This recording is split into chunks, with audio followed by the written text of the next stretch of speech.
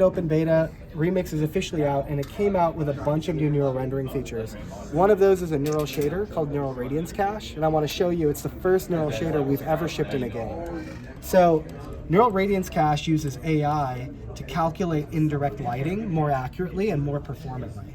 Essentially, neural networks train while you play on your game session, and then rays only need to be fired and bounced 2 to 3 times before they're ended, and the AI infers a multitude of bounces after that, which allows it to be more performant. So let's look at an example of how it improves image quality and performance. So you can see here it's very dark up above this roof over here, up above the ceiling. Even though there's a bright light and the ceiling is full of holes, there should be more indirect light preserved inside, and there's not. So let's turn on Neural Radiance Cache here. And what you're going to see, 3, 2, 1, a lot more light here. I'll go back to how it was before. So you can see it's not preserving indirect light perfectly. Right.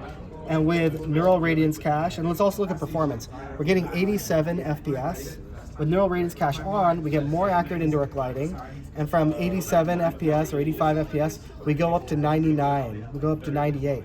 So you're seeing like 11 or 12 frames added, which is more than 12% here, which is pretty amazing.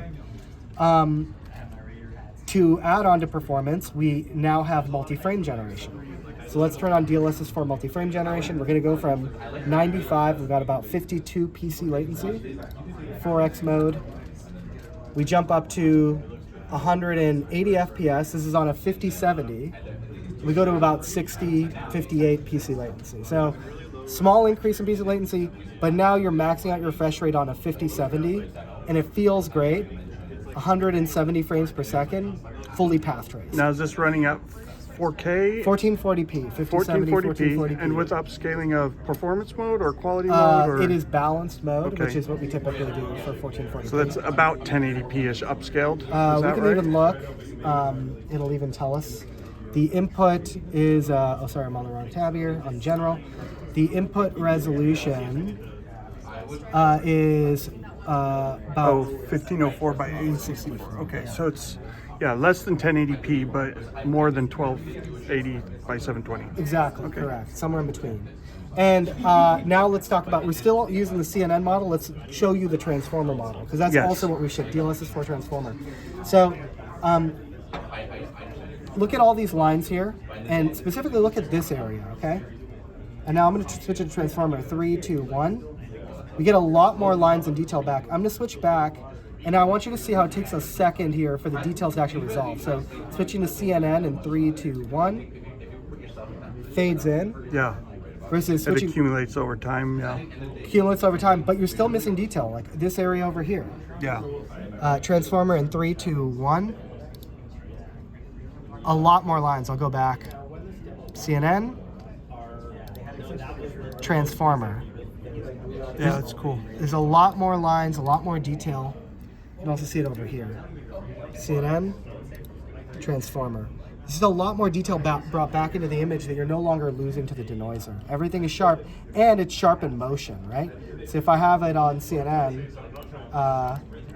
in motion, these things never settle. It never actually gets the detail. It just keeps fading in every time you stop moving. And in Transformer, you get to play it the way you want to play it, and it looks great all the time. I'm going to show you one more example, and we're going to teleport to a different part of the level. Sure. Here. So I'm going to no-clip, I'm going to teleport here, and I'm going to move here. I'm going to speed it up a little bit. I'm going to turn this on. And this is a really stressful situation for DLSS. And I'm going to go back to the CNN model here for a second.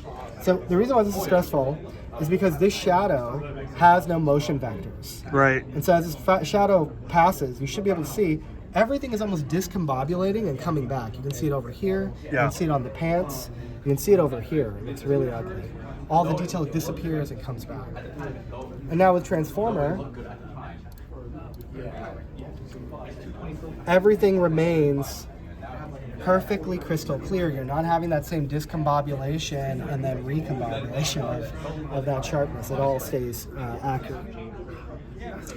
And now I want to show you, let's look at one more asset here, and let's also look at something new that we've added for modders to create even better looking mods. So I'm going to bring this back here so you can see the comparison. So you can see in the original game, the fire did not really cast any light. And now the fire does, which can change the look of the scene. It means other lights have to compensate. And something I want to point out is, like, let's take a look at an asset here for a second that looks really great. Take a look at this, and I will zoom in on both. I'm going to back out a little bit so that it's a little more aligned. There's so much love in the assets in this game. It's pretty unreal. The old one, kind of you can make out what it looks like, but it's pretty tough. Do you know what size textures they were using on the original? Like, were they 256 or 512 by 512? One of those two, depending.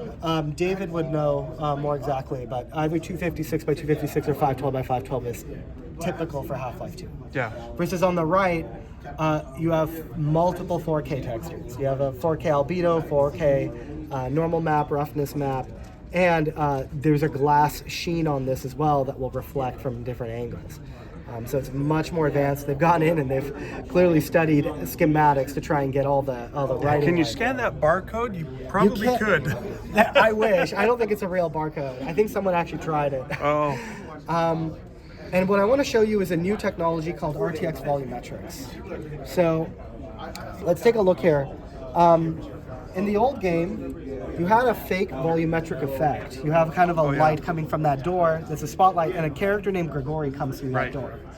And so old Remix, its volumetrics were like this. It's, you know, you can kind of see that there's fog, you can kind of see that there's light, but you're not getting those defined beams of light that you really love.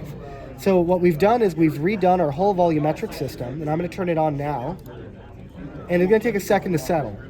But essentially, now we're using a restore algorithm to calculate the volumetrics, and as the smoke kind of combobulates and groups up, you're going to see that very clear, defined beam of light come up, and it looks beautiful and gorgeous with the moving smoke.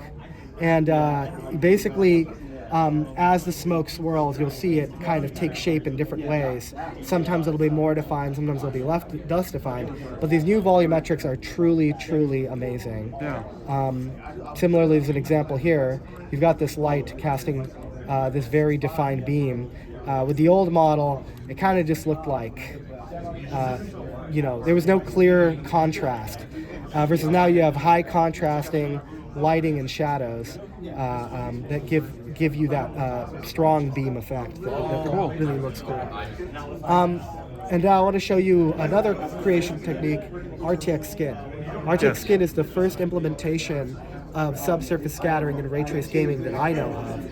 And people get to see it tomorrow when it comes out in the Half-Life 2 RTX demo. So let's load up a slightly different save here, where I've got my, oops, wrong one, where I have my characters all set up to show you this. So we have Grigori, and I can load it over here as well. And he doesn't have a gun in his hand, we can fix that. But essentially, this is the old model, and this is the new model. When you zoom in, there's a lot of detail in the clothing now that wasn't there before.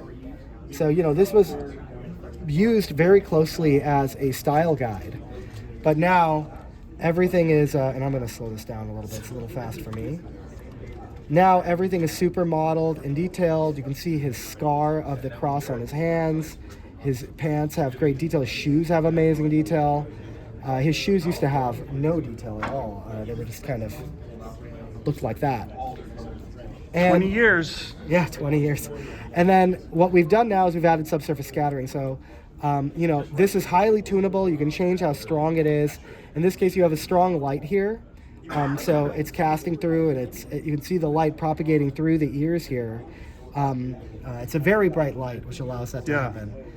But it really adds some realism to the character that he didn't have before. And what's nice is even with the zombie, you can see it. And we can actually really turn up the effect here. So you can see it's glowing through here. When we turn it off, it takes a second to settle. It kind of cools down, but that's what it looks like here, right? Everything's either occluded or it's in light. There's sort of no contrast. You either have light or shadow. And now with subsurface scattering, you get those nice highlights, and we can turn this effect up and make it really exaggerated to make the whole head kind of glow and propagate light, where you can see the veins underneath and all of the icky details, which is really, really cool. Sweet. So that's kind of all of the technology here at play. I'm really excited for you to kind of jump into the demo and get to see every asset. To close this out, I was going to let you play a section Sure. with all of the weapons intact. So let me I'm going to sign off here and go play.